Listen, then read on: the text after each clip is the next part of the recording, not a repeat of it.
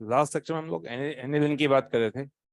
Aniline के अंदर हम लोगों ने तीन रिएक्शन कर ली थी।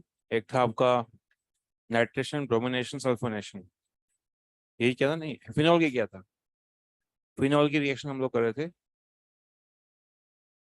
नो, यहाँ पर उसके बाद फोर्थ रिएक्शन है, उसको आप लोग को लिखे हैं सभी लोग।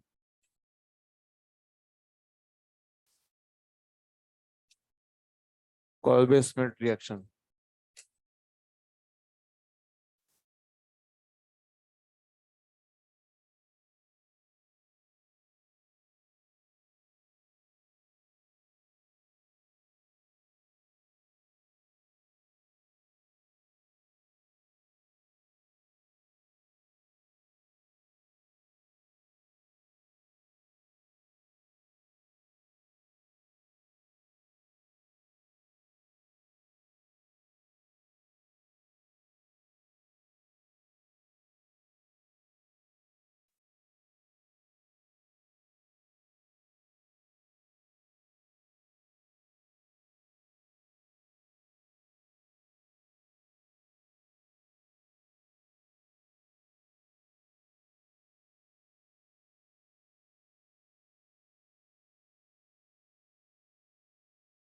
सब लोग इस रिएक्शन को लिखें एक बार। फिनॉल से सैलिसिलिक एसिड बनता है, एक रिएक्शन उसका नाम है कॉल्बे स्मिथ रिएक्शन। उसको एक बार कॉपी करिए, मैं समझाता हूँ उसको।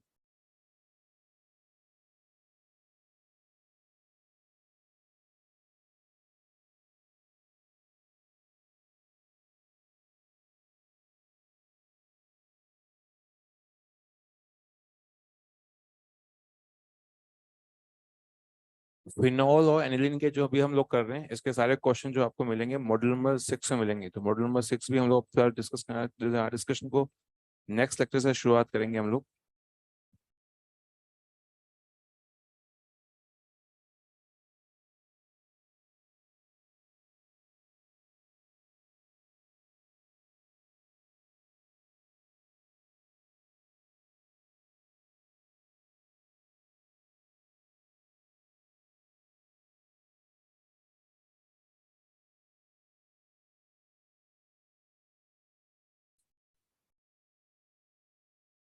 सबसे पहले तो फिनॉल की 5 रिएक्शन है, हम लोग 3 रिएक्शन कर चुके हैं। फोर्थ और फिफ्थ जो रिएक्शन होती है उसके अंदर ये जो मैं बॉक्स बना रहा हूँ, इसके ये जो इसमें जो लिखा जाएगा वो काफी खास होगा। फिनॉल से हम लोग एक कंपाउंड बनाते हैं सैलिसिलिक एसिड, जिसके पैर ऑर्थो पर COH ग्रुप आके लग रहा होता है। इसमें दो दो स्टेप होते हैं। NaOH CO2 डालते हैं, सेकंड स्टेप पे हम लोग डाइल्यूट एसिड डालते हैं। ठीक है। CO2 हम लोग रिविजन कर रहे हैं। हम लोगों ने एक बार इलेक्ट्रोफाइल की लिस्ट लिखी थी, तो हमने कहा था CO2 जो होता है एक इलेक्ट्रोफाइल होता है। क्यों होता है CO2? क्यों? उसके पीछे जो है आपका यहाँ पे चार्ज पॉजिटिव है, डेल पॉजिटिव चार्ज है। इस कार्बन पे डेल पॉजिटिव चार्ज क्यों आया, सोचो। ये ऑक्सीजन जो है खींच रहा है इलेक्ट्रॉन, इसलिए ना। दो बातें पीछे सुनो। इलेक्ट्रोफाइल दो किस्म के होते हैं। एक तो जिनके पास प्लस चार्ज चमक रहा होता है, और दूसरे होते हैं न्यूट्रल। रिवीजन चल रहा है ये, कहीं आपको ये बात क्लियर हुई ना? CO2 एक इलेक्ट्रोफाइल है, जिसे हमने कार्बिन कहा था। कार्बिन भी इलेक्ट्रोफाइल है, CO2 इलेक्ट्रोफाइल है, SO3 भी इलेक्ट्रोफाइल है। ये हमने पहले लिख चुके हैं। बात करते हैं यहाँ पर अब ये रिएक्शन कैसे होती है, मैं इसकी मैकेनिज्म को समझा रहा हूँ। मैकेनिज्म जो है वो डीएनआर, ये आपको जो है याद नहीं रखनी है। ये मैकेनिज्म जो होती है, इसके अंदर आप लोग ये समझते हो रूट क्या है इसके अंदर, समझते हैं। सबसे पहले NaOH एक बेस है या एसिड है? क्या ये बेस है क्या? तो नाउ किसी भी NaOH की रिएक्शन अगर एसिड से होती है, यहाँ पे एक एसिड, ये फिनॉल में एक जो H है वो एसिडिक है। कल आपको याद हो तो फिनोक्साइड जो होता है, फिनोक्साइड आयन बना था। फिनॉल जब पानी में डुबकी खाएगा तो अपना H पे सप्लाई कर देता है, तो बन जाता है फिनोक्साइड आयन। तो मतलब फिनॉल जो है एक एसिडिक कंपाउंड है। ये बेस है, ये H एसिड है। एसिड ने बेस को देखा, गाओ भाई क्या है, राइमिंग क्या है? एसिड ने बेस को देखा, बेस ने एसिड देखा, आंखों ही आंखों में रिएक्शन हो गई। तो ना यहाँ माइनस चार्ज है, आपका यहाँ अटैक करेगा, एच पर अटैक करेगा, तो ये एच खा जाएगा, तो अल्टीमेटली यहाँ का OH और यहाँ का एच निकल जाएगा। तो क्या निकल जाएगा? वाटर निकलेगा। वाटर निकल चुका है ना। जैसे ही जब एच निकल जाएगा तो ऑक्सीजन पे आएगा माइनस चार्ज, HCl, एसिड है बेस है। अगर वो एच पे सप्लाई करेगा तो Cl पे चार्ज क्या आएगा? माइनस। तो फिनॉल ने अपना एच सप्लाई किया तो ऑक्सीजन पे आया माइनस चार्ज, माइनस चार्ज। ये सोडियम जो होता है इसको मोक्ष मिला हुआ है। क्या मिला हुआ है? मोक्ष। क्या इसकी बात भी हमने करी है? मोक्ष, अच्छा मोक्ष मिला, इसका मतलब क्या है, क्यों ऐसा कह रहे हैं? ये पंचलाइन क्यों मारी थी हमने? ये इसलिए कहा था कि सोडियम के पास प्लस चार्ज है, उसका ऑक्टेट पूरा हो चुका है, ये इलेक्ट्रोफाइल नहीं है। ये रिएक्शन में बस वहां वहां लगता है जहाँ पे माइनस चार्ज है। उसको आप लिखो तो ठीक, नहीं लिखो तो भी चल जाएगा, उसकी कोई रिक्वायरमेंट होती नहीं है। एनीवे, तो मैंने यहाँ लिखा Na+ लिखा और एक कंपाउंड बनाया। इस कंपाउंड का नाम होता है सोडियम फिनोक्साइड और सोडियम फिनेट आयन। अब इसका काम खत्म हो चुका है, इसने तो केवल अपना एसिडिक H यहाँ पे हटा दिया इसको। अब यहाँ पे आता है CO2। CO2 के अंदर देखते हैं हुआ क्या है। CO2 जो है आपका वो ऐसा है, CO2 जो है आपका ये है। यहाँ पर कार्बन पे चार्ज पॉजिटिव है। ये माइनस चार्ज इस कार्बन पे सीधा अटैक नहीं कर सकता है, क्योंकि कार्बन के दोनों तरफ पाई बॉन्ड है और इस ऑक्सीजन के पास लोन पेयर है, तो रिपल्शन होगा। इसलिए ऑक्सीजन जो है अलग तरीके से अटैक करेगा। कैसे अटैक करेगा? ये इलेक्ट्रॉन नीचे आएंगे, यहाँ के इलेक्ट्रॉन ऑर्थो पे जाकर अटैक करेंगे यहाँ पर। तो अल्टीमेटली क्या होगा, ये आपका पाई बॉन्ड जो है आगे की तरफ ब्रेक होगा ऐसे। तो ये अटैक इस तरह से होगा, तो ये कार्बन ऑर्थो पे जुड़ेगा, तो कार्बन जुड़ेगा ऑर्थो पे, तो ना कैसे होगा? मैंने ये CO को इस तरह से देखो, यहाँ लिखा है डबल बॉन्ड हो गया यहाँ पे होगा, ऑक्सीजन के पास आया माइनस चार्ज। ये कार्बन ऑक्सीजन पे, इस कार्बन पे जुड़ा है ऑर्थो पर, और यहाँ पर ये आया पाई बॉन्ड, ठीक। यहाँ पर एक हाइड्रोजन था, उसी हाइड्रोजन को मैंने यहाँ लिखा है। यहाँ तक ठीक है, दोनों पाई बॉन्ड थे, यहाँ पे दोनों पाई बॉन्ड है। अब ये माइनस चार्ज जो होगा, ये माइनस चार्ज इस एच को कैप्चर करेगा, तो ये बॉन्ड अगेन यहाँ पे आएगा और ये पाई बॉन्ड अगेन टूट के अगेन जा रहा है यहाँ पर। तो हुआ क्या देखते हैं, यहाँ पे माइनस चार्ज, यहाँ पे अगेन पाई बॉन्ड आ रहा है, यहाँ पाई बॉन्ड आ रहा है, यहाँ पे पाई बॉन्ड आ रहा है। यहाँ पर ये CO ग्रुप था, ये CO ग्रुप जो है C++O, यहाँ पे आपका आएगा OH आपका आएगा, ठीक है। यहाँ पर इसका काम भी खत्म हो चुका है। लास्ट स्टेप के अंदर डाइल्यूट HCl है। डाइल्यूट HCl लिया तो HCl से ये HCl एसिड है बेस है, क्या सप्लाई करेगा? ये सप्लाई करा, H+ सप्लाई करा, ये H+ जो होगा वो यहाँ आके चिपक जाएगा, तो ना OH हुआ ना आपका CO, यहाँ आएगा OH, और यहाँ पे डबल बॉन्ड, डबल, ये आपका डबल बॉन्ड। कहने का मतलब ये हुआ कि फिनॉल से बना है सैलिसिलिक एसिड। एक मिनट रुके आप लोग ये सब मैकेनिज्म समझ तो रहे हो, लेकिन पेपर में दो प्रश्न आते हैं यहाँ पर, वो दोनों प्रश्न अगर आप समझ लेते हो, ध्यान रखते हो, तो फिर आपको मैकेनिज्म ध्यान रखने की जरूरत नहीं है। क्या? कि फिन कॉल्बे स्मिथ रिएक्शन। बच्चों कॉल्बे नाम दो रिएक्शन में है पूरे सिलेबस में। पहला है कॉल्बे इलेक्ट्रोलाइसिस। कॉल्बे इलेक्ट्रोलाइसिस वो एल्केन में था, एल्केन बनाने के लिए था, उसमें हमेशा लिखा हुआ आएगा इलेक्ट्रोलाइसिस, पहली चीज।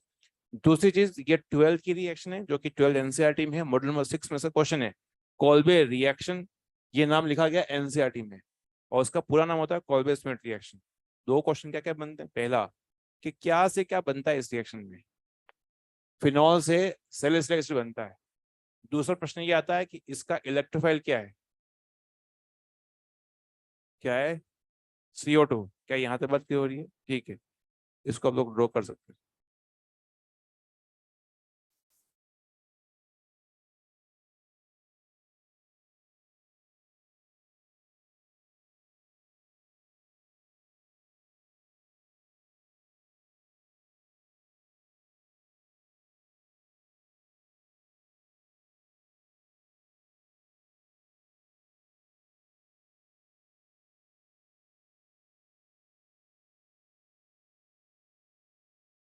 वो कहाँ चला गया?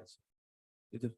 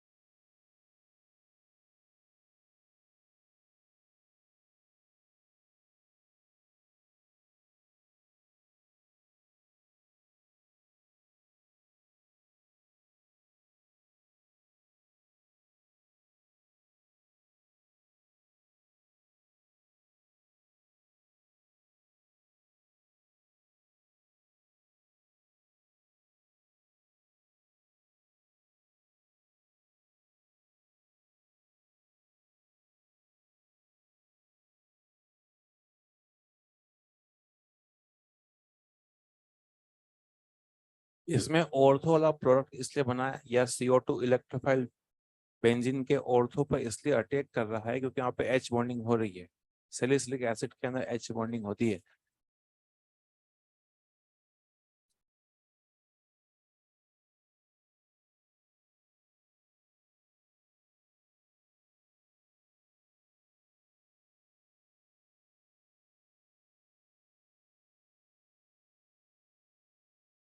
उस बैच में कम से कम 10 बच्चे, B2 बैच के अंदर कम से कम 10 से 15 ऐसे बच्चे हैं जो हर रोज जो भी पढ़ाता हूँ तो वो एनजाइटी लेके आ जाते हैं डाउट पे, या फिर उसी दिन वो मार्क करवा के जाते हैं कि सर ये जो पढ़ाया गया एनजाइटी में कहाँ पर है। तो मैंने जैसे कहा कि फिनोल की रिएक्शन शुरू हो चुकी है, तो उनमें वो अपना हल्का सा वो आगे चल रहे हैं, तो मार्क करवा देगा सर फिनोल ये कहाँ पर है। तो इससे फायदा ये हो रहा है कि वो लगातार साथ साथ चल रहे हैं। बेहतर है कि ये काम तुम भी कर सकते हो। आपके बैच में हार्डली 2 बच्चे ऐसे हैं जो कि वो ऐसा काम कर रहे हैं। Reamer Timmer reaction last reaction है। अगेन इस रिएक्शन में क्या से क्या होता है उसको मैं आपको समझा रहा हूँ, एक बार देखो इधर। फिनोल से एक कंपाउंड बनता है, इसका नाम होता है सैलिसैलिडिहाइड। पहले इसका नाम को है ना प्रोनाउंस करो। सैलिसैलिडिहाइड नहीं है, सैलिसैलिडिहाइड। सैलिसैलिडिहाइड। बहुत ही बढ़िया। क्या बोल रहे हो? तुम्हें बोलना ही नहीं आ रहा है भाई, कोई बात नहीं। फिनॉल से जो कंपाउंड बनता है यहाँ पर ऑर्थो पर CO ग्रुप है। तो पहली बात तो ये भले ही इतना बोर्ड भरा हुआ है लेकिन यहाँ पे प्रश्न जो है 2 ही आते हैं, फिक्स है। यहाँ पे कुछ नया वेरिएशन नहीं बनता है, मतलब नया कोई फॉर्मूला लगा के नया कोई क्वेश्चन बन जाए ऐसा कब कतई बनता नहीं है। तो ये रिलेटिवली बहुत ही आसान क्वेश्चन है, उसमें पूछा ऑब्जर्वेशन कि भाई क्या से क्या बनता है। रेमर टिमान रिएक्शन जो है उसमें फिनॉल से बनता है, सैलिसैलिडिहाइड बनता है। कैसे बनता है मैं अगेन समझा रहा हूँ आपको। आप लोगों ने एक चीज पढ़ी थी अल्फा एलिमिनेशन।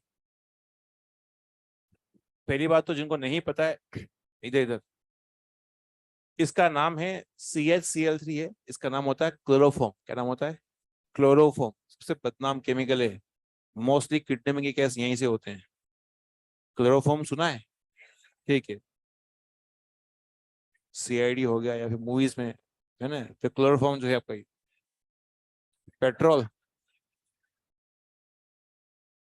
Crime petrol. तेरी शक्ल पे लिखा हुआ है तो घर जाकर ये क्राइम पेट्रोल दिया बाती ये देखता है तू? हाँ हम बता रहे हैं, मेरे को पक्का पता है ये ऐसे काम कर रहा है। चलो आ जाओ। ये है क्लोरोफॉर्म। क्लोरोफॉर्म में जब अल्फा एलिमिनेशन होता है, देखो बच्चों, अल्फा और बीटा एलिमिनेशन में अल्फा का मतलब होता है सेम कार्बन से 2 ग्रुप का एलिमिनेशन, बीटा मतलब होता है पड़ोसी कार्बन से 2 ग्रुप का एलिमिनेशन। तो क्लोरोफॉर्म से अगर मैं सेम कार्बन, क्योंकि कार्बन तो एक ही यहाँ पर, तो मैंने माइनस HCl कर दिया तो यहाँ पे बचेगा, यहाँ पर एक Cl और एक H चला गया तो यहाँ पे 2 Cl बचेंगे, तो मैं लिखूंगा CCl2।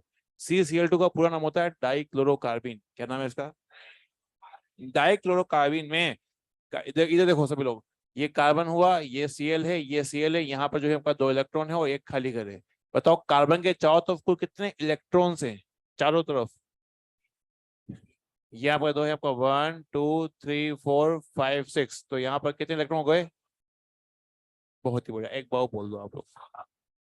क्या आपका अंदर के राक्षस को जो है क्या ये शांति मिलती है? तो एक बार और बोल की तो बहुत ही बढ़िया। बदमाशो, तुम्हारे चक्कर में मैं वो जीवन G2 में 6 को 6 बोल रहा हूँ, तुमसे सीख पा रहा हूँ मैं ये सब। ये इंडक्टिव इफेक्ट चल रहा है, उल्टा चल रहा है काम। मेरे में भी असुरी शक्ति हावी हो रही है। बस हो गया शुरू। ये आवाज मत निकलोगे इधर। कुल मिला के क्लोरोफॉर्म में होता है अल्फा एलिमिनेशन। अल्फा एलिमिनेशन बनता है DCC, डाइक्लोरोकार्बिन। ये मैंने आपको 6 इलेक्ट्रॉन इसलिए काउंट करवाया कि ये CCl2 जो है इलेक्ट्रोफाइल है। डाइक्लोरोकार्बिन इलेक्ट्रोफाइल क्यों है भाई लोगों बताओ?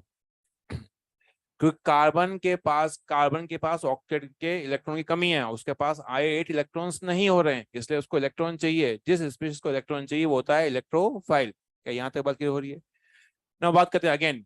यहाँ पर ये बेस है, ये एसिड है, एसिड ने बेस को देखा, बेस ने एसिड को देखा, तो कुल मिला के यहाँ पर जो है सारी कहानी ये हुई है कि NaOH ने यहाँ पर अटैक किया इस माइनस चार्ज इसका यहाँ पर H प्लस पर, तो अल्टीमेटली यहाँ पे आया माइनस चार्ज, यहाँ आया सोडियम, तो ना ये कंपाउंड बना, इसका नाम है सोडियम फिनॉक्साइड आयन या फिर सोडियम फिनाइड आयन, लिखा है इधर। अब बात करते हैं ये इसका काम खत्म हो चुका है, इसने जो काम इधर किया है वही काम इसने यहाँ पे किया है, एसिड रिएक्शन हो गई। ये है क्लोरोफॉर्म, क्लोरोफॉर्म जो है अल्फा एलिमिनेशन कर रहा है, बनाता है DCC। ये DCC ये रहा, क्या ये इलेक्ट्रोफाइल है? अगेन माइनस जो काम यहाँ हुआ वैसे काम यहाँ पे होगा, बिल्कुल रिपीटेशन चल रहा है। माइनस चार्ज यहाँ पे अटैक नहीं कर पाएगा क्योंकि यहाँ पे लोन पे, यहाँ पे लोन पे रिपल्शन होगा, तो ये इनडायरेक्टली अटैक करेगा। कैसे अटैक करेगा? यहाँ से ये आपका अटैक करेगा यहाँ पर, ठीक है। तो ये कार्बन जो है ऑर्थो में जोड़ रहा है, तो एच आपका यहाँ पर है, यहाँ पे आया लोन पे है, और ना दो क्लोरीन थे वो लिख दिया मैंने यहाँ पर। यहाँ पे आया एक पाइबोन आपका आया, यहाँ पर जो ये पाइबोन है ये आपका ये जैसा था वैसे लिखा मैंने इसका, ठीक है। अगेन जिस तरह से यहाँ पे माइनस चार्ज को उसने एच को कैप्चर किया था, यहाँ पर भी लॉन पे एच को कैप्चर करेगा यहाँ पर, तो अल्टीमेटली ये वो जो बॉन्ड होगा, ये इसको मैं इसको बना रहा हूँ यहाँ पे, ये जो बॉन्ड होगा आपका यहाँ आएगा और ये आपका जाएगा ऊपर की तरफ जाएगा। तो यहाँ पर कार्बन के पास में एच जुड़ रहा है, तो ना यहाँ लिखा CH, यहाँ पे इसको मैं लिख रहा हूँ इसके अंदर, यहाँ आया माइनस चार्ज, पाई बॉन्ड और ना CH Cl2। यहाँ पर पहली स्टेप में जब OH H के साथ फ्रेंडशिप करेगा तो यहाँ से क्या निकलेगा? क्या वाटर निकलेगा यहाँ से? यही वाटर आगे चलकर फर्दर ये यहाँ के Cl2 को हटा रहा होगा, तो ना यहाँ पे ये जो वाटर लिखा है मैंने यहाँ पर, ये वाटर जो है इस रिएक्शन बन रहा होगा। अब यही वाटर जो है यहाँ पर कार्बन के पास, देखो मैं इसको पूरा बड़ा बना रहा हूँ ताकि तुम्हें बातें क्लियर हो। CH हुआ और एक Cl ये रहा, एक Cl ये रहा, दो Cl हो गए। ये पानी जो होता है, पानी की प्रॉपर्टी होती है कि वो कार्बन क्लोरीन बॉन्ड को ब्रेक करेगा। यहाँ पर कार्बन पे चार्ज क्या है? यहाँ पर डेल पॉजिटिव या डेल नेगेटिव है? पॉजिटिव। यहाँ क्लोरीन के पास क्या है? डेल नेगेटिव। ऐसा क्यों? ईएन का डिफरेंस है, क्लोरीन की ईएन ज्यादा होती है, इलेक्ट्रॉन खींचेगा, तो जाहिर सी बात है यहाँ आपका एच अप आएगा, यहाँ आएगा OH, यहाँ आएगा H, यहाँ आएगा OH, अल्टीमेटली पूरा बॉन्ड ब्रेक होगा। ये पानी का H प्लस इधर क्यों लिखा मैंने? नेगेटिव चार्ज है। 2 मोल वाटर क्यों लिखा? क्योंकि दो क्लोरीन है, अरे हाँ है ना। तो ना यहाँ जाएगा, यहाँ से 2 मोल HCl बाहर निकल जाएंगे, 2 मोल HCl बाहर निकल जाएंगे, अल्टीमेटली तो कार्बन के पास आएगा OH आपका आया हो जाएगा, क्या होगा बताए यहाँ पर? क्या वाटर निकलेगा यहाँ से? यहाँ से निकलेगा वाटर, देखो इधर, यहाँ से वाटर रिमूव होगा, यहाँ से वाटर रिमूव हो जाएगा बच्चों, और लास्ट स्टेप में यहाँ पर HCl है, तो अल्टीमेटली यहाँ पर डाइल्यूट HCl भी यहाँ पर जो है H+ अप्लाई करेगा, और नाउ यहाँ बन जाएगा एल्डिहाइड बन जाएगा, और ये आपका बन जाएगा इस तरह से बन जाएगा सैलिसाइलाइड। इस रिएक्शन में कुछ खास 4 बातें हैं, मैं आपको बातें लिखवाऊंगा, लेकिन खास बात यह है कि इस रिएक्शन में फिनॉल से बनता है सैलिसाइलाइड बनता है। इसका इलेक्ट्रोफाइल जो होता है वो होता है DCC। क्या होता है? फुल फॉर्म बताओ। डाई क्लोरोकार्बिन, ये अभी 2 सालों पहले पूछा गया क्वेश्चन है, लिखो इसको।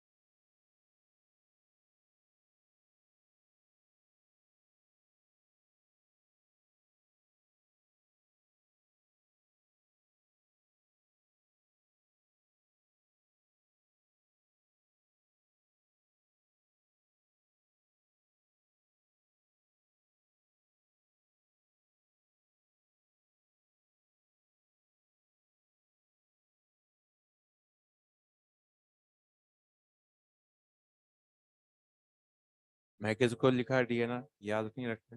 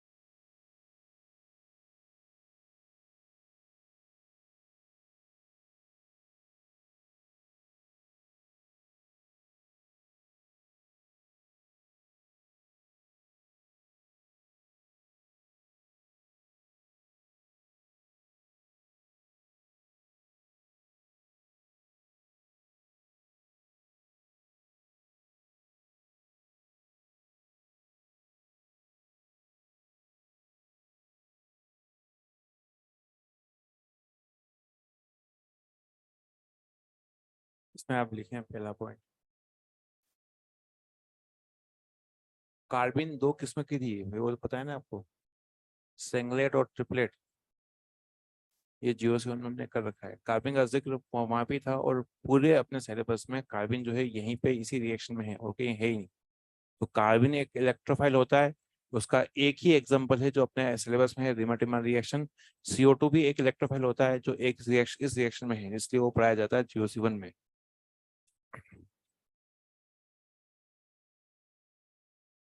एक मिनट डिस्कस कर लीजिए।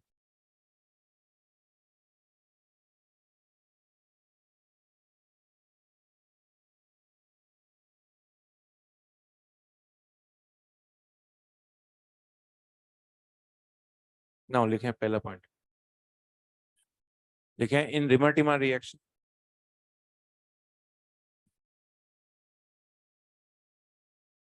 in Rimer-Timmer reaction, electrophile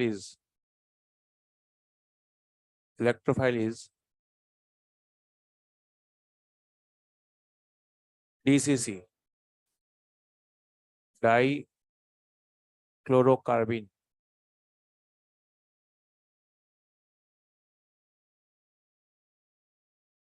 dichlorocarbene।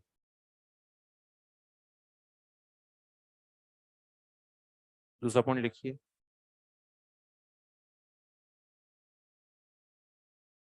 दूसरे पॉइंट में लिखिए आप लोग, here intermediate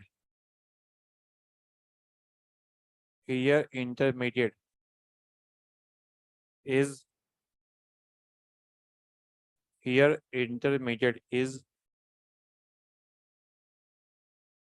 ortho substituted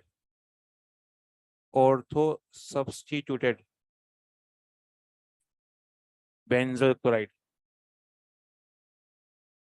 ortho substituted benzyl chloride।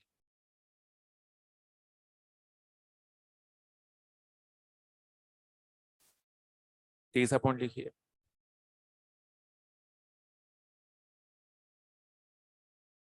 here ortho product is measured, here ortho product is measured, ortho products is measured due to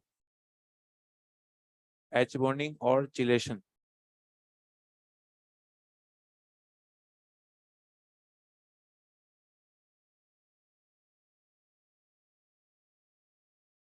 due to H bonding और chelation। फिर point number last लिखें 4, और वो है, देखें इसके अंदर, if if CCl4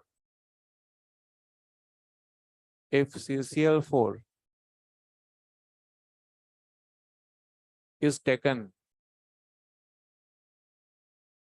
in place of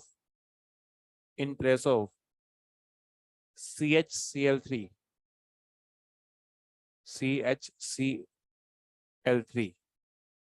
then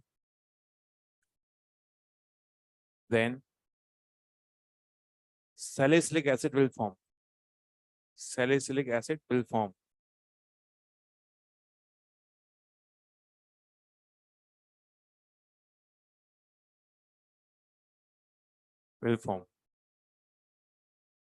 ये देखो आप लोग, हमने यहाँ पर क्लोरोफॉर्म की जगह लिया CCl4, तो क्लोरोफॉर्म की जगह CCl4 लिया है, तो ये बन जाता है सरप्राइजिंगली। इधर इधर ये एनसीईआरटी में है तो नहीं, लेकिन इसका वर्जन बता रहा हूँ मैं आपको कैसे हुआ ये। अगर आप क्लोरोफॉर्म लेंगे, इधर देखो सब लोग, क्लोरोफॉर्म लेंगे आप, अभी हमने क्लोरोफॉर्म लिया था, क्लोरोफॉर्म में हुआ था अल्फा एलिमिनेशन, क्योंकि यहाँ पे एक Cl गया एक H गया था, तो क्या ये बनेगा? इसका नाम क्या है? पूरा नाम बताओ। डाइक्लोरोकार्बन, DCC। कितने Cl दिख रहे हैं? दो। दोनों Cl को उठा के मैं क्या 2 OH लगाया था। अब यहाँ पे क्या होगा? क्या वाटर निकला था, तो वहां पे एल्डिहाइड ग्रुप लगा था, एल्डिहाइड बनाया। अगर हमने यहाँ पर CCl4 लिया है, अब तो यहाँ तो H तो है नहीं, तो एक ही Cl जाएगा। कितने Cl बच गए? 3। कितने OH लगे? 3। अब क्या होगा पता है? वाटर निकलेगा यहाँ से, तो ना क्या यहाँ बनेगा ये? तो इसलिए यहाँ पर ऑर्थो के अंदर यहाँ बना है COH, जबकि इससे पहले जो हमने रिमोटिमान में हमने बनाया था CHO। तो यहाँ पर CCl क्लोरोफॉर्म की जगह अगर आपने CCl4 लिया है, तो यहाँ पर COH बन जाएगा। इसको आप लिखें।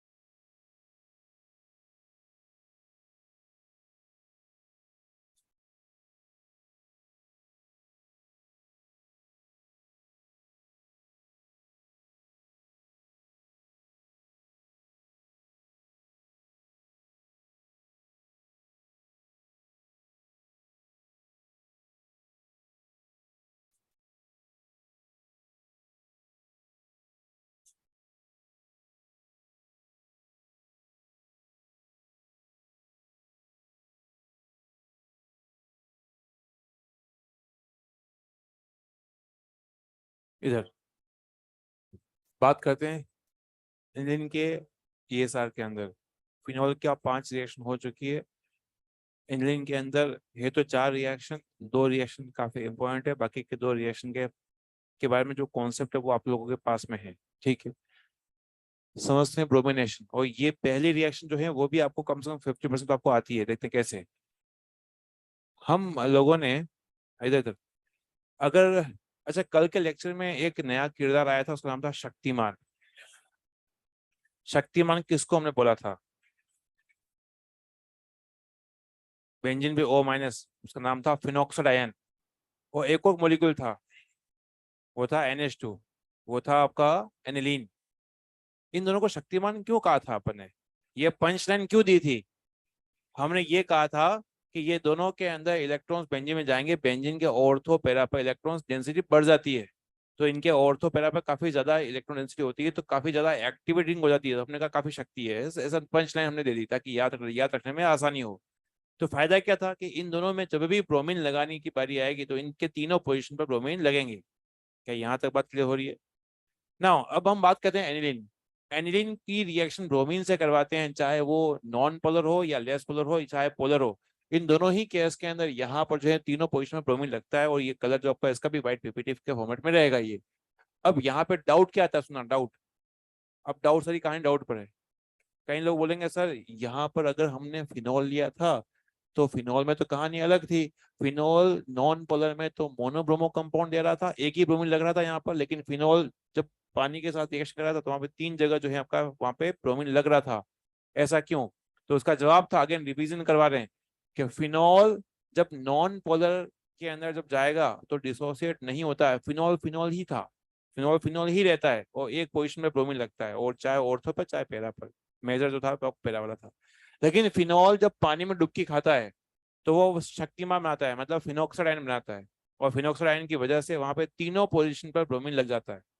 लेकिन यहाँ पर जो एनिलीन है, यहाँ पर ये तो खुद शक्तिमान है, चाहे वो नॉन पोलर में जाए चाहे पोलर में जाए, ये तो खुद शक्तिमान है, तो तीनों पोजीशन में ब्रोमीन लगेगा। क्या आपको इतनी बात समझ में आई? तो कल का ही लेक्चर से यहाँ पे जो है बातें समझ में आई कि यहाँ पर रिंग काफी एक्टिवेट है। तो यहाँ पर ये जो बना है कंपाउंड, अब प्रश्न ये आता है कि यहाँ पर अगर मेरे को एक पोजीशन पे ब्रोमीन लगाना हो, इधर मुझे एक पोजीशन पे ब्रोमीन लगाना है, मोनोब्रोमो एनिलीन एनिलीन बनाना है, तो कैसे बनाऊंगा? तो उसके पीछे जवाब है कि शक्तिमान की शक्ति को कम कर लें। शक्तिमान की शक्ति को कम करेंगे तो आपका एक पोजीशन पे लग जाएगा। अब शक्तिमान की शक्ति को कैसे कम करते हैं, ये सारी कहानी है। अब ये मैं लिखा तो है, समझाता हूँ अभी आपको। इस कंपाउंड का एक नाम है एसिडिक एनहाइड्राइड, बोलो, एसिडिक एनहाइड्राइड।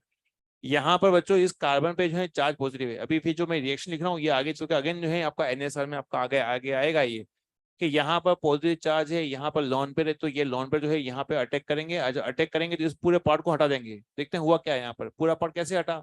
CH3COO, तो ना यहाँ लिखा मैंने CH3, नो COO, ये आपका दोनों ऑक्सीजन लिखे। यहाँ से ये पार्ट निकला, और यहाँ पे जब ये लॉन पे सप्लाई कर रहा है तो इसके पास प्लस था जाएगा, फिर बाद में H+ निकल जाएगा। तो यहाँ का H यहाँ पे मैं लिखा है इसके अंदर, यहाँ पर इसका एक H कम हो चुका है, तो ना यहाँ पे लिखा है NH। और ये पूरा पार्ट CH3CO ग्रुप यहाँ पर इस N पे जुड़ जाएगा, तो ना लिखा CO, और ये आपका आएगा CH3। अब देखिए यहाँ पर, यहाँ से एक हाइड्रोजन रिमूव हुआ है, यहाँ से CH3COO रिमूव हुआ, तो अल्टीमेटली बन गया एसिटिक एसिड। ठीक है, अब ये NH2 है और आपके सामने ये है, ये जो कंपाउंड है, आप लोगों ने ये चीज पढ़ रखी है, बताओ इन दोनों में से किसमें रेट ऑफ ESR ज्यादा थी? अगेन जो मैंने बात पहले बोली उसी को रिपीट कर रहे हैं, ताकि ये लॉन पे, मतलब यहाँ पे लॉन पे है, ये लॉन पे रिंग में 100% जा रहा है, ये लॉन पे 50% जा रहा है, क्योंकि क्रॉस कॉन्जुगेशन हो रहा है। वो इधर भी जा रहा है, ऊपर भी जा रहा है, नीचे भी जा रहा है, तो ना 50, हमने तकरीबन बोल दिया कि 50% है, ताकि क्या है कि समझने में आसानी हो। तो होगा क्या, अब ये शक्तिमान था, ये यहाँ पे शक्तिमान था, अब यहाँ पर ये बेंजीन शक्तिमान नहीं है। क्यों नहीं है? क्योंकि ये लॉन पे जो हो रहा है वो कम जा रहा है, तो बेंजीन पे इलेक्ट्रॉन्स डेंसिटी कम है। अब यहाँ पे जब भी रिएक्शन होगी तो वहां पर एक ही जगह ब्रोमीन लगेगा, ये ब्रोमिनेशन का रिएजेंट है। तो यहाँ से Br+ निकलता है, तो Br+ जो है ऑर्थो पैरा में से पैरा पर जो है लगेगा, यहाँ पे पैरा पर लगेगा, ये ऊपर जैसा था वैसे ही है ना, इसको मैं लिख रहा हूँ यहाँ पर, ये जो पूरा जो है वैसे ही आपका CO, और ना यहाँ पे आपका मैंने CH लिख दिया। तो एक पोजिशन में ब्रोमीन लग चुका है।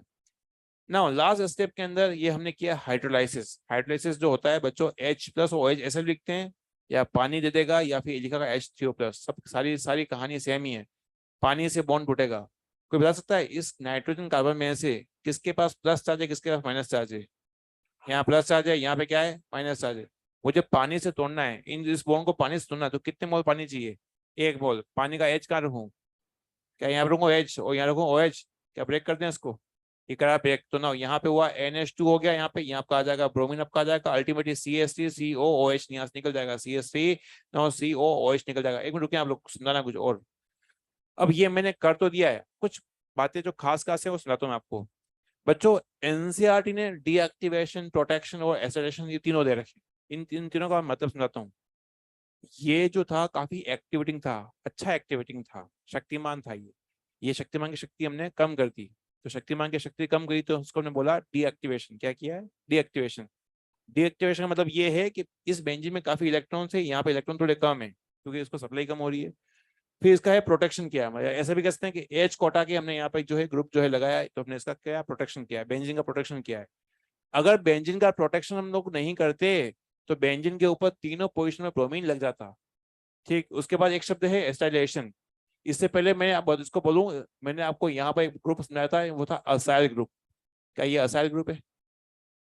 उसी दिन मैंने कहा था आपको, ये जो CH3CO ग्रुप था उसको क्या बोलते हैं? इसको क्या बोलते हैं बच्चों? एसिटाइल। कुछ याद आपको आया? CH3CO ग्रुप को क्या बोलते हैं? बोल लो ना यार।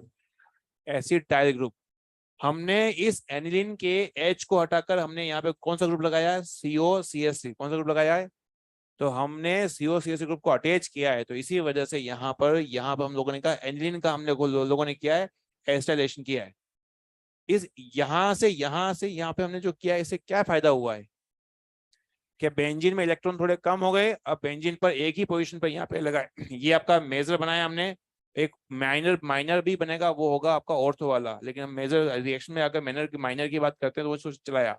लास्ट बात, ये शब्द लिखा हुआ है पायरिडिन। हर चीज लिखी हुई एनसीईआरटी में, जो कुछ समझाया नहीं एनसीईआरटी, तो मैं इसको बारीकी से समझा रहा हूँ यहाँ पे क्यों लिखा हुआ है। ये पायरिडिन जो होता है इधर, ये पायरिडिन जो होता है वो ये होता है। ये सब लोग देखो इधर, ये होता है, ये लो, ये पायरिडिन। क्या आपने कभी इसको देखा है? पायरिन जो होता है ये एक जो है लुईस बेस है। क्या है? लुईस बेस है, या फिर बेस कह दो। नाइट्रोजन पे लोन पे होता है वो बेस होता है। क्या होता है? बेस है। तो ये पायरिन क्यों लिया गया है, उसके पीछे वजह ये कि यहाँ से कौन सा फ्रेगमेंट निकल रहा है? एसिड निकल रहा है। तो एसिड यहाँ से निकल रहा है बाहर, तो अगर आपने बेस लिया है तो ये बेस एसिड के साथ रिएक्शन करेगा, बनाएगा सोल्ट, ताकि रिएक्शन जो है वो ली शार्टले रूल के हिसाब से आगे की तरफ प्रोसीड हो। क्या रोल है पायरिन का? एसिड को हटाने के लिए। ठीक है ना? अगर ये आपको, वैसे उसने रोल एंसर ने समझाया नहीं है, उसको पता है कि बच्चे काफी होशियार, उनको पता चल जाएगा।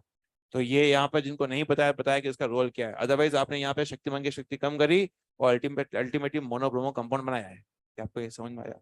कोई डाउट है तो पूछें, इसको चिपकाओ।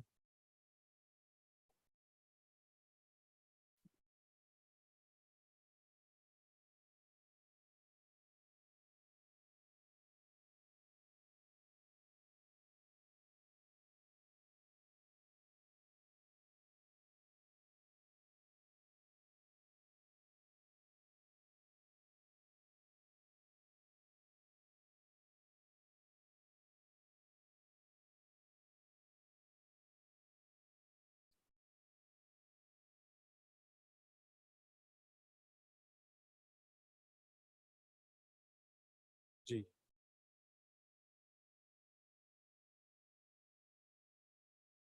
NH2 जो था, NH2 उस रिंग को काफी एक्टिवेट कर रहा था। तो NH2 पे हमने किया एसाइलेशन, तो रिंग जो है वो प्रोटेक्ट हो चुकी है, मतलब इस रिंग में इलेक्ट्रॉन्स कम हो रहे हैं।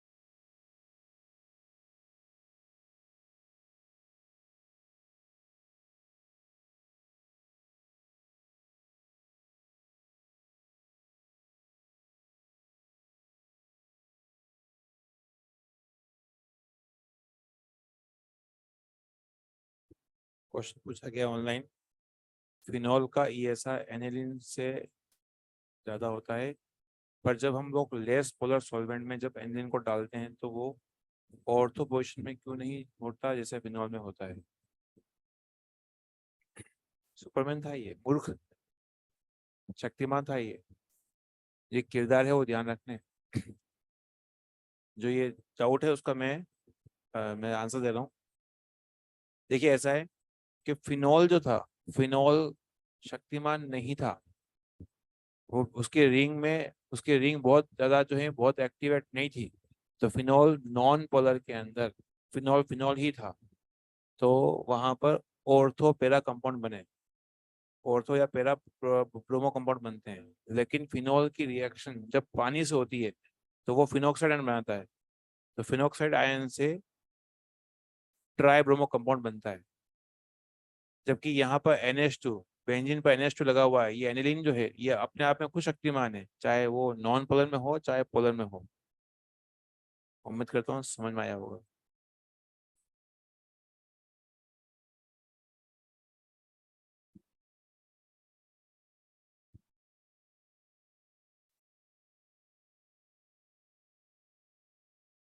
पहली रिएक्शन खत्म, दूसरी रिएक्शन, इसका पार्ट जो है हम आधा पार्ट यहाँ पे कर चुके थे।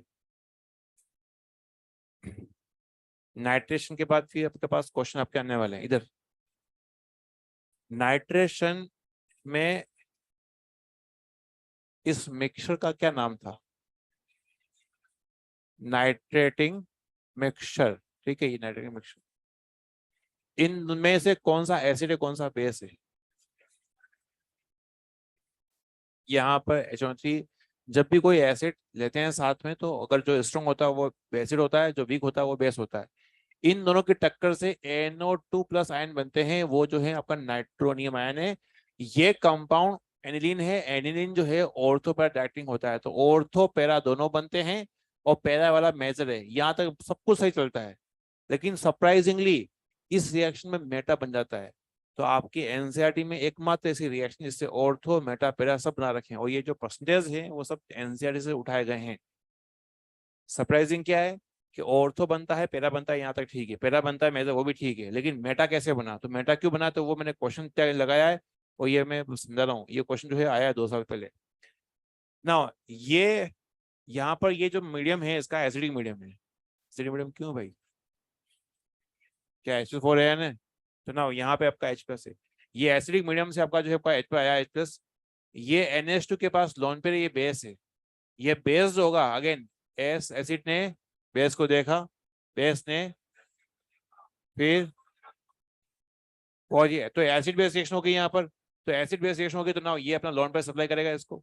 तो ये H जो होगा यहाँ पे जुड़ जाएगा। तो बेस का हमेशा होता प्रोटोनेशन। बेस ने H को यहाँ पे हमें जोड़ दिया तो ये बनाइए।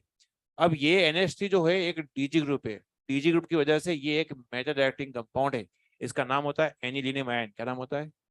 एनिलीनियम आयन, बोलो एक बार। नाउ बच्चों, नाउ एनिलीन की बात करते हैं। ये ऊपरी रिएक्शन, एनिलीन जब तक रहेगा वो हमेशा ऑर्थो पैरा देता है। लेकिन जैसे मीडियम के साथ रिएक्शन हो जाएगा, मतलब एसिडिक H+ तो है ही यहाँ पर, इसके साथ रिएक्शन करनी ही पड़ेगी। और ये बेसिक कंपाउंड, तो ये H+ और यहाँ का ये यहाँ पर लॉन पेयर और यहाँ का H+ रिएक्शन करेंगे तो बनाएंगे एनिलीन आयन। जैसे ही ये बनेगा, ये कंपाउंड DG ग्रुप होता है, DG ग्रुप जो होता है वो मेटा डायरेक्टिंग होगा। जैसे ये बनेगा तो इसकी वजह से यहाँ पर जो है मेटा कंपाउंड बनेगा। क्वेश्चन आया है नीट में कि nitration of aniline gives meta product, reason, formation of. ये तुम्हें याद नहीं रहेगा, बताता हूँ मैं आपको। अगेन वही वाली बात है, कोऑर्डिनेशन केमिस्ट्री में कैटायनिक एंड कैनेटिक लिगेंड के पीछे लगाते हो आप EM लगाते हो, लगाते हो।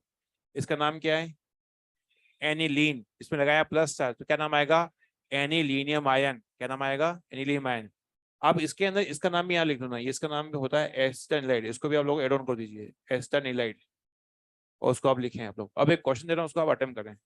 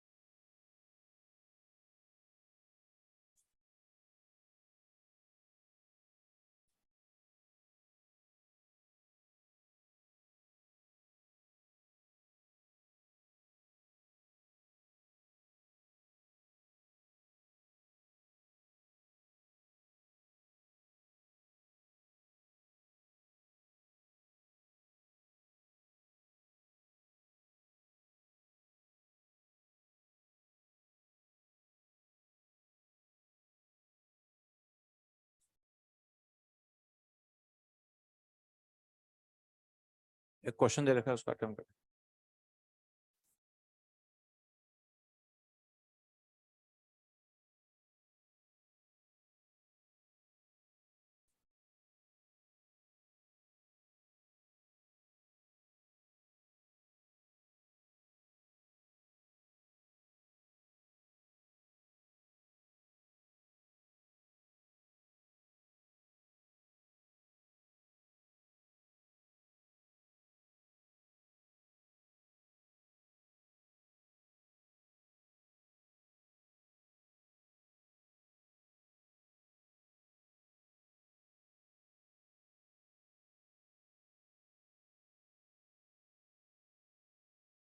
नाइट्रेशन के दौरान एक ऐसा कंपाउंड है जो कि ऑर्थो पैरा डायरेक्टिंग होता है, उससे ऑर्थो पैरा कंपाउंड बनते हैं, और उसी रिएक्शन के अंदर एक एसिडिक मीडियम के साथ रिएक्शन करने पर कंपाउंड बनता है मेटा डायरेक्टिंग वाला, उसे मेटा वाला बन जाता है।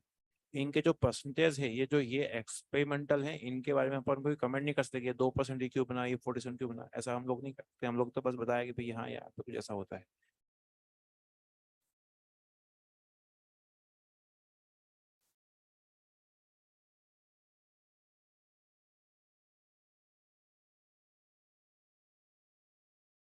इस क्वेश्चन का ना नंबर 3 नंबर 4 को मैं आपको बताऊंगा, तो इस क्वेश्चन को आप लिखें ABC को बताओ।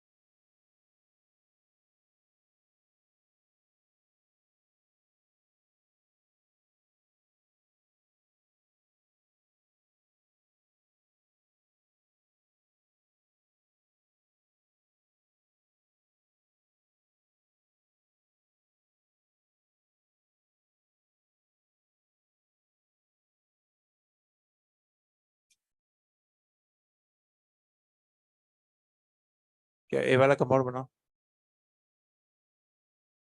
क्या बनेगा बताओ आप। इसका नाम क्या है? देखो एसिडिक एनहाइड्राइड जो होगा वो ऐसे लिख के आएगा, यहाँ पे क्या बनेगा, NHCOCH3। इसका नाम क्या है? एसिटानिलाइड। बोलो सभी लोग एक बार, एसिटानिलाइड। अमाइन चैप्टर के अंदर यही खास चीज है जो कि बच्चों को समझ में नहीं आती कि हुआ क्या है इसके अंदर। और ये दो रिएक्शन जो भी मैंने करवाई ये काफी पॉपुलर है, पूरा अमाइन चैप्टर, पूरे एक चैप्टर में दो रिएक्शन ऐसी है जो कई बच्चों को समझ नहीं आती है। इनको ये समझ नहीं आता कि इसका रोल क्या है, ये इसका रोल क्या है आयरन का, उस एसिड जो निकलता है उसको हटाने के लिए। क्योंकि अगर एसिड पड़ा रहेगा वो डिसोसिएट होगा तो सॉल्ट के फॉर्मेशन निकालेगा ना। यहाँ नाइट्रेशन ने मेटा पर जो है, मेटा क्या पैरा पर हम लोग नाइट्रो ग्रुप लगाना है, तो ना यहाँ पर NHCO, यहाँ आया CH3, यहाँ आएगा NO2, और लास्ट में पानी के साथ रिएक्शन, ये बॉन्ड तोड़ दें क्या हम लोग, ये तोड़ दे दिया, तो यहाँ पर NH2 लिखा हम लोगों ने, और ना यहाँ पर पाएगा NO2। ये पैरा वाला बना है, ये मेजर है, माइनर क्या होगा, ऑर्थो वाला। ये ऑलरेडी कर रखे हैं, ये भी हमने कर रखे हैं। अब सुना तो यहाँ पर इधर फियर-क्राफ्ट रिएक्शन नहीं होती, एनिलीन कभी फियर-क्राफ्ट रिएक्शन नहीं देता है। आपने लाला को भेजा, जाओ लाला, बोलो एक बार, जाओ लाला, बॉन्ड खचा करके आओ। लाला हो गया यहाँ बिजी, क्या हो गया, बिजी, क्योंकि हमें पता है कि ये जो आपका है वो है लुईस बेस है, क्या है ये, लुईस बेस, और ये क्या है, लुईस एसिड है, तो इनके बीच में आपस में रिएक्शन हो जाएगी क्या, तो ये लाला जो होगा खचा कर नहीं पाएगा, लाला यहाँ बिजी हो जाएगा, तो क्या बन जाएगा, सोल्ट, क्या बन जाएगा, सोल्ट। तो पहली बात तो ये कि लाला यहाँ हो जाएगा बिजी। दूसरा यहाँ पे मुश्किल ये कि यहाँ नाइट्रोजन का लोन पे खत्म हो चुका है, यहाँ का लोन पे लाला ने ले लिया, तो ये आया प्लस चार्ज, प्लस चार्ज जैसे आता है तो बेंजीन से इलेक्ट्रॉन खींचेगा, तो बेंजीन यहाँ पे क्या हो जाएगी, डीएक्टिवेट हो जाएगी, क्या हो जाएगी, डीएक्टिवेट। क्या हो गया, पंच लाइन क्या रहेगी, लाला हो गया बिजी। क्या ये पहले कर रखा है? मुझे आपकी एक बात बहुत बढ़िया लगती है, वो ये लगती है जब कोई बात पहली बार बताई जाती है उसको बहुत ही प्यार से सुनते हो, और जब दूसरी बार बताते हैं तो उसको भी और प्यार से सुनते हो आप लोग। आपको ऐसा लगता है, ऐसा भाव आता है चेहरे पे, लगता है कि क्या बात बताई, मजा ही आ गया, जीवन तृप्त हो चुका है। अगर उसी बात को मैं तीसरा बताऊं तो भी वही भाव रहेगा। नहीं, इच्छा ऐसी होती है मेरी कि मैं गोटियां निकाल दूं मैं आपको।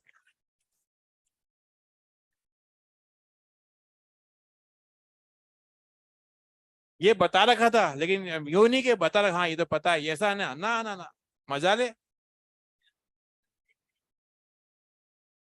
लाला हो गया बिजी, बोलो। बहुत ही बढ़िया।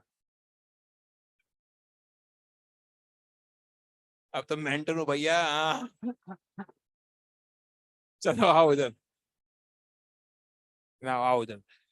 सल्फोनेशन की बात करते हैं ना, उधर इधर। लास्ट एनएसआर, इसकी एनिलिन की लास्ट रिएक्शन, जब मैंने कहा था दो रिएक्शन इंपॉर्टेंट है, पहली रिएक्शन में आधा पोर्शन आप जानते थे, ये रिएक्शन वैसे वहां समझी थी, तो अगेन यही रिएक्शन जो है यहाँ पे अप्लाई होती है, तो पहली दूसरी रिएक्शन ऑलमोस्ट सेम है, और कोई नया वेरिएशन कुछ है नहीं इसके अंदर। लास्ट रिएक्शन है सल्फोनेशन। हमने, आपको याद हो, सल्फोनेशन में हमने एक ओलियम भी लिया था, ओलियम लें या फिर ये लें, बीच में मैंने उसको हटा दिया है। सल्फोनेशन से होता क्या है कि बेंजीन पर SO3H ग्रुप लगता है, क्या लगता है, SO3H ग्रुप। तो ना बेंजीन के पैरा पर मैंने बीच में छोड़ रखा है, सुनूंगा यहाँ पे क्या हुआ है, कि यहाँ पे पैरा पर हमने SO3H ग्रुप लगाया है, SO3H ग्रुप लगाया है, सल्फोनेशन हम लोगों ने किया है, ठीक है, ऑर्थो वाले से ज्यादा बनता है पैरा वाला, ठीक है। अब जैसे ही ये बना आपका, तो यह आपका जो है ये SO3H एक एसिडिक कंपाउंड है, H प्लस सप्लाई करता है, और NH2 अभी हम बोल ही रहे कि वो आपका बेस है, क्या है, बेस है। तो ये एसिड है, H प्लस सप्लाई करेगा, जब H प्लस सप्लाई करेगा तो क्या बच जाएगा यहाँ पर, क्या बचाएगा, SO3 माइनस। क्या यहाँ तक ठीक है। ये अपना H प्लस इसको ऊपर वाले को दे रहा होगा, तो ना यहाँ पे आ जाएगा NH3 प्लस।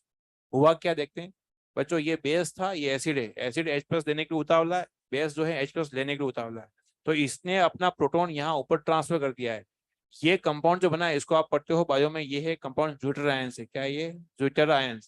क्या आप जानते हैं ये, मैं इसमें थोड़ी सी एक बात बताऊं, ज्यूटर आयंस तभी बनते हैं जब एक एसिडिक साइड होती है, एक बेसिक साइड होती है, और उनके बीच में प्रोटॉन का ट्रांसफर होता है। ठीक है, यहाँ तक तो बिल्कुल सही है, सिंपल सी रिएक्शन, सल्फोनेशन करवाया है और लास्ट में प्रोटॉन का ट्रांसफर कर दिया है। आप ना भी करोगे तो ये बना दोगे तो भी रिएक्शन जो है बिल्कुल सही है, लेकिन दिक्कत क्या है, ये रिएक्शन जितनी आसानी से दिख रही है उतनी आसानी से होती नहीं है, क्यों नहीं होती है समझाता हूँ। क्या ये कंपाउंड एसिड है, क्या ये कंपाउंड बेस है, ये आपका बेस है और ये एसिड है, तो इनके बीच में आपका रिएक्शन नहीं हो सकती है, ऑफकोर्स हो सकती है। तो ना यहाँ पर निकल रहा है H प्लस, क्या निकल रहा है, H प्लस, यहाँ से H पर जाएगा यहाँ पर, तो ना अल्टीमेटली यहाँ पर बनेगा NH3, क्या बनेगा, NH3, और यहाँ पर क्या बच जाएगा, HSO4, यहाँ आपका माइनस है, यहाँ प्लस है, तो ये आपका बन गया सोल्ट, क्या बन चुका है, सोल्ट। तो एसिड बेस रिएक्शन हो चुकी है, तो बन गया सोल्ट। तो आप अगर इस रिएक्शन को शुरुआत करेंगे तो ये रिएक्शन यहाँ पे नहीं आएगी, रिएक्शन तो यहीं रुक जाएगी। इस रिएक्शन को अगर आपको आगे बढ़ाना है तो आपको तकरीबन 200 डिग्री सेल्सियस इस सोल्ट को तोड़ना पड़ेगा, जब तक सोल्ट को नहीं तोड़ेंगे तब तक ये रिएक्शन जो है चलती रहेगी। 200 डिग्री सेल्सियस, अगर मैं केल्विन में लिखूं तो कैसे लिखूंगा, बहुत ही मुश्किल है, 473 केल्विन, अरे हाँ है ना। तो इसका मतलब ये हुआ कि यहाँ पर इस सोल्ट को तोड़ने के लिए जैसे ही मैं 200 डिग्री सेल्सियस गर्म करूंगा, तो ये सोल्ट टूटेगा, यहाँ से कौन सी गैस निकलेगी, SO3 गैस निकल जाएगी, SO3 गैस जैसे निकलेगी तो वो आपका जो है निकल जाएगी, तो वो आके पैरा पे जहाँ पे अटैच होगा, और ये सोल्ट ब्रेक हो जाएगा। अगर ये 100 ये सेल्सियस टेम्परेचर ना दिया जाए तो रिएक्शन जो है यहीं तक रुक जाएगी, इस सोल्ट को। अच्छा, इसमें फायदा क्या है, सुनो, यहाँ पे दो प्रश्न आते हैं, वो मैं अगर बताता हूँ कि 200 डिग्री पर क्या गर्म क्या हुआ। 200 डिग्री सेल्सियस करने पर यह सोल्ट टूटा, क्योंकि यहाँ पे कौन सी गैस निकली, SO3 गैस। SO3 गैस क्या सल्फोनेशन का इलेक्ट्रोफाइल है, जी हाँ, SO3 गैस सल्फोनेशन का एक इलेक्ट्रोफाइल है। तो इलेक्ट्रोफाइल निकलेगा तो वो अगेन यहाँ पे पैरा पैके जुड़ जाएगा। तो फायदा ये है, सोल्ट टूटेगा भी सही तो अल्टीमेटली बनाएगा ये ऊपर। कई लोग बोलते हैं सर फिर आपने इसको गर्म किया, फिलक्राफ्ट रिएक्शन में ये जो सोल्ट बना है इसको भी गर्म करेंगे, तो भाई ऐसा है, इसको गर्म करोगे तो पहली बात यहाँ पर ये सोल्ट टूट भी जाए तो क्या यहाँ से कोई इलेक्ट्रोफाइल निकल सकता है, नहीं निकल सकता है। इसलिए इस रिएक्शन में इसको गर्म करने पे भी रिएक्शन नहीं होगी, यहाँ पर गर्म करने से इलेक्ट्रोफाइल निकलेगा और ये सोल्ट टूटेगा, अल्टीमेटली रिएक्शन होगी। इसको लिखो आप लोग।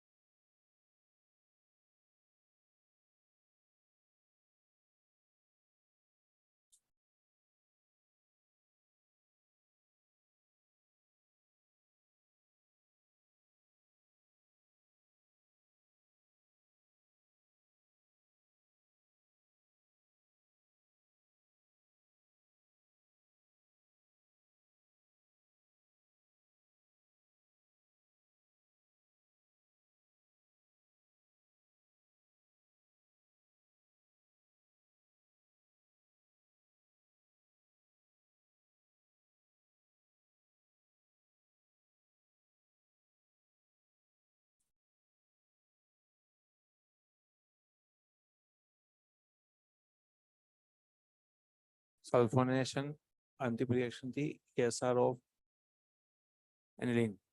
इसके बाद अगेन बेंजीन का ऑलमोस्ट चैप्टर क्लोज करते हैं हम लोग। बेंजीन के अंदर जो सेकंड लास्ट रिएक्शन है वो addition reaction. Benzene addition reaction क्यों नहीं देता है, या फिर मैं कहूँ आपसे, ये बेंजीन टेस्ट ऑफ अनसैचुरेशन क्यों नहीं देता है? अगर एडिशन रिएक्शन वो शो कर दे तो बेंजीन का पाई बॉन्ड टूट जाता है। तो बेंजीन का पाई बॉन्ड टूटेगा तो एडिशन रिएक्शन होगी, तो वो कंपाउंड जो होगा बेंजीन जो होगा वो बन जाएगा नॉन एरोमेटिक कंपाउंड बन जाता है, इसलिए वो कभी भी एडिशन रिएक्शन नहीं देता है। यहाँ पर ये सब बातें जो, भाई हेलो, ये एनएसआर खत्म हो चुका है, इसमें सॉरी ईएसआर खत्म हो गया एनिन का। मैं अगेन बेंजीन पे अगेन लौट आया हूँ। बेंजीन के अंदर दो कुछ और रिएक्शन है, उसको मैं आपको बताना चाहता हूँ। एडिशन रिएक्शन ऑफ बेंजीन लिखा है not occur at normal temperature, occur only high temperature. भाई तुम सुनो, तुम्हारा डाउट यहाँ क्लियर हो रहा है। तुम्हारा डाउट है ना, वो यहाँ पर इधर देखो। यहाँ पर ये क्या है? हीटिंग को अपन ने कौन सा देवता माना था? ये सूर्य देवता है।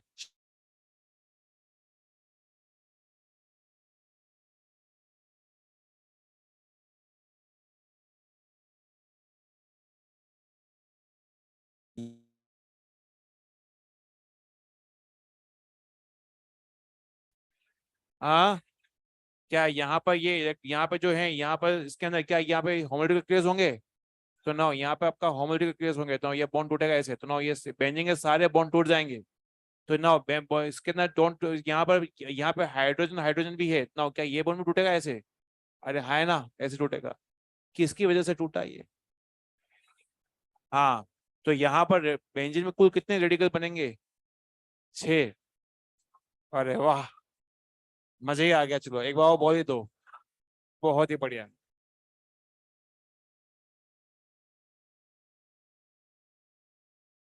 यहाँ पे भी है।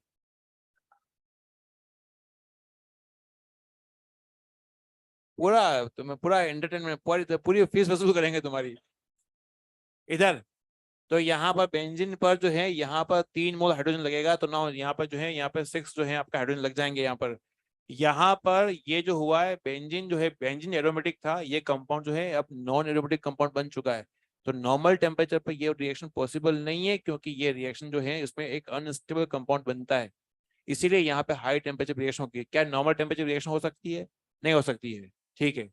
इसके अंदर यहाँ पर C6 है और यहाँ पर H जो है वो 12 साइक्लोहेक्सेन है ये। ठीक है ना। अगेन हीटिंग कंडीशन से क्या हुआ, अगेन यहाँ पे ये ऊपर जैसा बनाया है वैसे ही मैंने यहाँ पे किया है, तो अल्टीमेटली यहाँ पर जो है रेडिकल बनेगा। यहाँ पर भी Cl आपका ऐसा होगा, यहाँ पे रेडिकल बनेंगे इसके अंदर। और नाउ यहाँ पे भी रेडिकल बनेंगे इस तरह से। मैं बार बार बना नहीं रहा हूँ, समझ में आपको आ जाएगा। नाउ यहाँ पर इसके अंदर 6 कार्बन है, 6 हाइड्रोजन है और 6 Cl है। हाइड्रोजन तो दिख नहीं रहे यहाँ पर, देख रहे हैं? मन की आंखों से देख रहे हैं। तो इसका एक नाम है बेंजीन हेक्साक्लोराइड, BHC बोलते हैं इसके अंदर। इसी को बोलते हैं हम लोग 666। क्या बोलते हैं? छो छो छो। बहुत ही बढ़िया। देखो मसाला मिल रहा है आपके हिसाब से ना। इसका एक नाम है गेमेक्सेन, इसका कमर्शियल नेम है गेमेक्सेन। यहाँ पे एक मिनट, यहाँ पर ये आपको बहुत आसान लग रहा होगा, हाँ सब कुछ ठीक है। पेपर में क्या होता है, पेपर में लिख के आएगा benzene hexachloride is aromatic compound, true and false? False, क्योंकि ये आपको दिख रहा है, लेकिन जब आपको नाम में देखोगे तो बेंजीन शब्द आया है।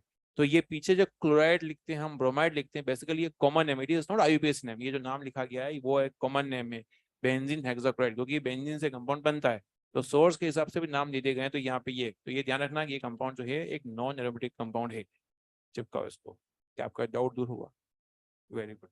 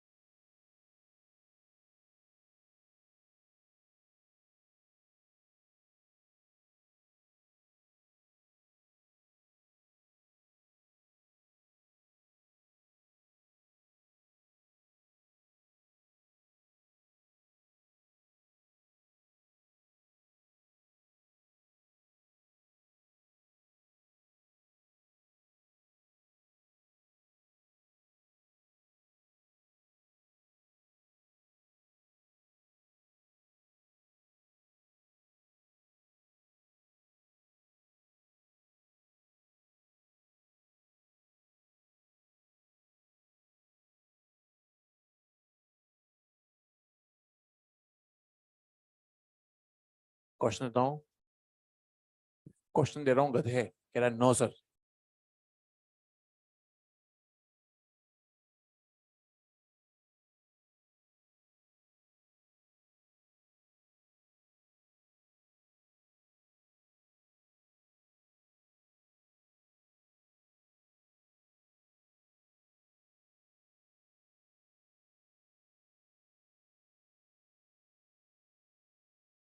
तो कंपाउंड दिए हैं, उनके आपको स्ट्रक्चर बनाने हैं। एक का तो बना रखा है सामने,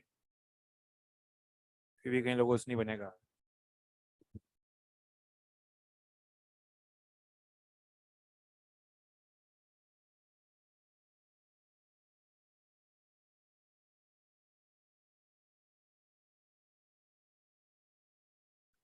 एडिशन रिएक्शन केवल दो ही है, वो भी बहुत क्रिटिकल कंडीशन में होती है।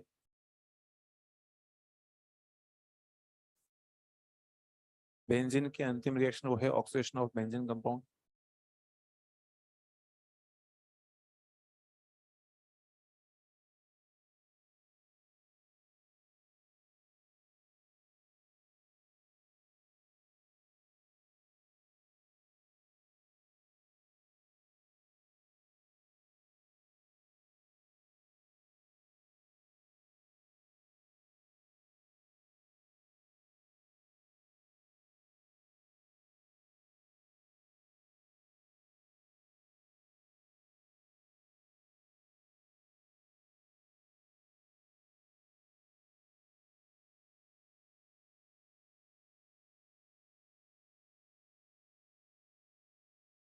ये दोनों सेम नाम नहीं लग रहे हैं यार, ये अलग अलग है। एक में बेंजीन आगे है, एक में बेंजीन पीछे लगी हुई है। एक ही होगा, देखना स्ट्रक्चर।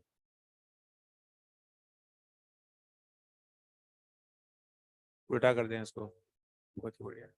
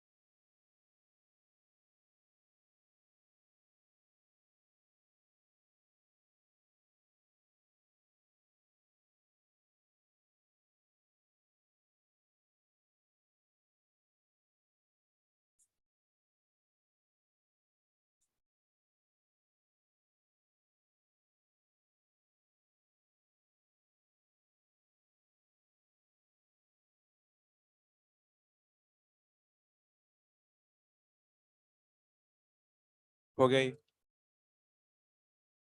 क्वेश्चन ये आता है इधर, इन दोनों में से कौन सा एरोमेटिक। ये ऊपर वाला हमने बना रखा है पहले। ये जो है कंपाउंड ऐसा होता है, बेंजीन है और उसके 6 के 6 पर जो है हम लोग लगाया सीएल, सीएल सीएल सीएल और सीएल। यहाँ जहां पर बेंजीन शब्द पीछे आया, ये आईयूपीएसी ने ये वाला।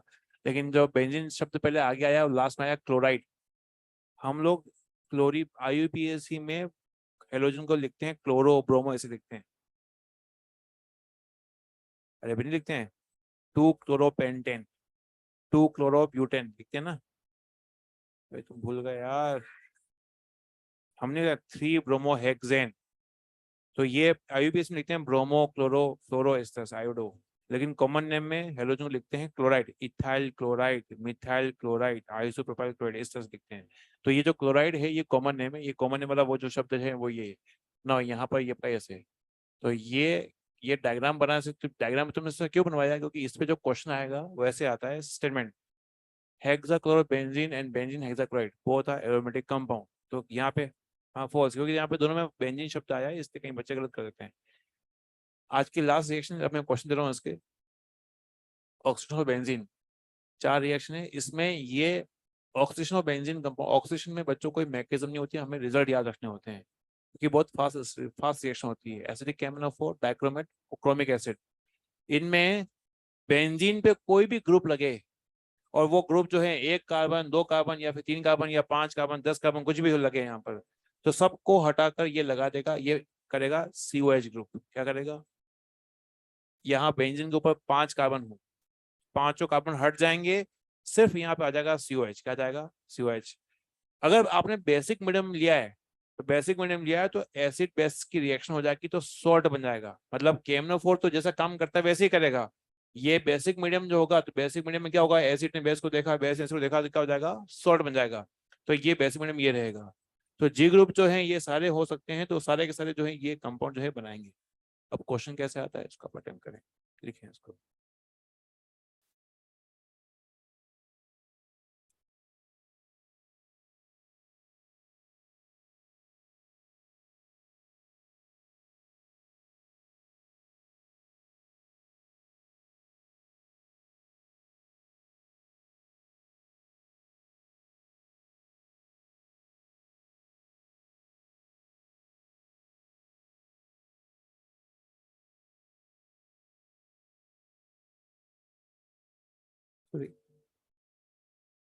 ये गैमेक्सेन जो है ऐसा कमर्शियल नेम है। ये जो कंपाउंड है गैमेक्सेन जो है, ये बेसिकली ये इंसेक्टिसाइड है। सुन में आ रहा है, इंसेक्टिसाइड क्या होता है, इंसेक्ट को मारने के लिए। तो ये गैमेक्सेन जो है वो 666 है। बेसिकली क्या होता है कि ये जो क्लोरीन हेलो के कंपाउंड होते हैं, तो ये इंसेक्ट को मारने में काफी यूज इनका रहता है। तो इसको ये कमर्शियली जो है गैमेक्सेन है, या फिर इसका काफी सारे जो है कमर्शियल यूजेस हैं। एनसीईआरटी में गैमेक्सिन दे रखा है, एनसीईआरटी में कहाँ दे रखा है, 11th की एनसीईआरटी में गिवन है ये। तो ये इंपॉर्टेंट है क्योंकि गिवन है आपका एनसीईआरटी के अंदर।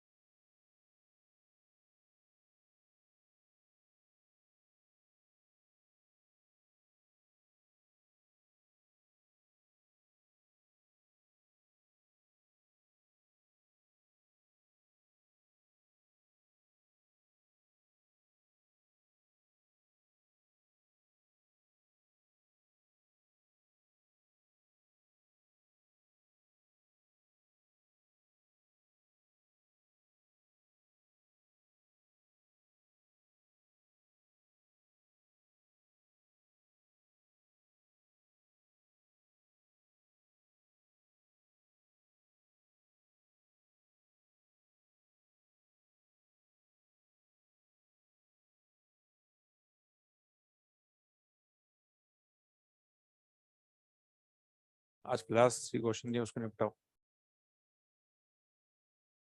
इसमें कुछ क्वेश्चन पुराने वाले भी हैं, रिएजेंट है, अटेम्प्ट करो इसको।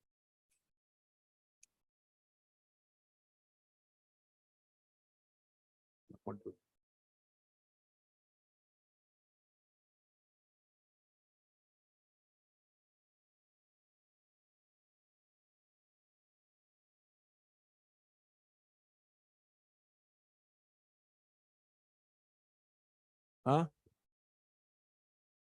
फर्स्ट में कहाँ पे, ये वाला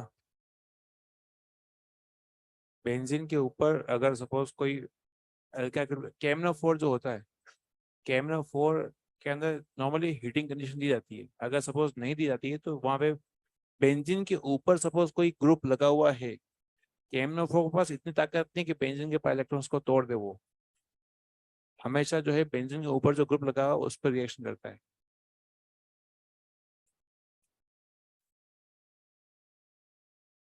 उसका अच्छा क्वेश्चन है, उसने ये पूछा है कि हमने जो लिखा है KMnO4 का जो फंक्शन होता है, हमने लिखा ऑक्सीडेटिव ऑक्सीडेसिस की तरह होता है, लेकिन एग्जैक्टली वो चीज नहीं है उसका काम वैसे, ताकि आपको याद रखने में आसानी हो। कि मैंने कहा था जैसे जिस तरह से हम लोग ओजोन जो होती है, ओजोन ज्यादा ऑक्सीडाइजिंग है, केमिनोफोर ज्यादा ऑक्सीडाइजिंग है, तो बेंजीन के पाई इलेक्ट्रॉन को तोड़ देता है।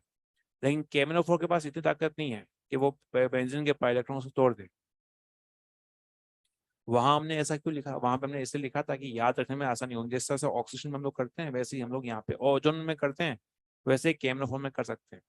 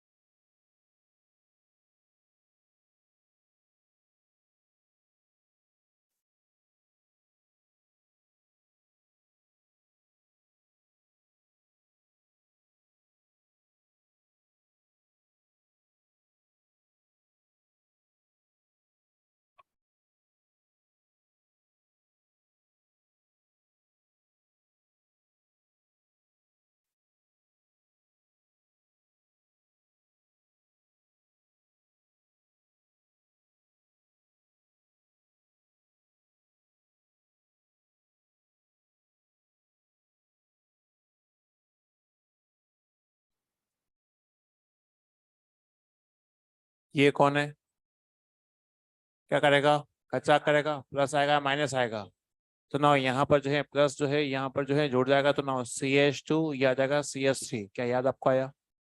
ना केमिनोफोर क्या करता है पता है, क्या करेगा यहाँ पर, बनाएगा पूरे को जो है ऑक्साइज करेगा, तो हटा देगा उसको, तो हमने कहा CO सबका आएगा। यहाँ तक ठीक है, कोई दिक्कत तो नहीं यहाँ पर। नाउ इसका नाम है क्रोमिक एसिड, ये पूरे को हटाकर यहाँ पे क्या लगाएगा, COH ग्रुप। यहाँ तक ठीक है, ठीक। ना यहाँ पर ये कौन है, लारा, क्या करेगा, खचा करेगा, तो खचा करेगा, तो ना यहाँ पर इसके अंदर हम लोगों ने ये लिखा है, इसके अंदर यहाँ पे ये बॉन्ड टूटेगा, यहाँ आएगा प्लस, यहाँ आएगा माइनस, माइनस को खा जाएगा लाला, प्लस यहाँ पे आएगा। इस रिएक्शन का नाम था वुड्स रिएक्शन। क्या नाम था इसका, वुड्स रिएक्शन नाम था इसका। फ्रीडल क्राफ्ट असाइलेशन, क्योंकि असाइल ग्रुप यहाँ पे जुड़ रहा है। यहाँ पर असाइल, ये जो असाइल है, असाइल कैटेगरी का नाम है, इसका पूरा नाम होगा एसिटाइल ग्रुप। इसका नाम होता है बेंजोफिनोन। क्या नाम होता है,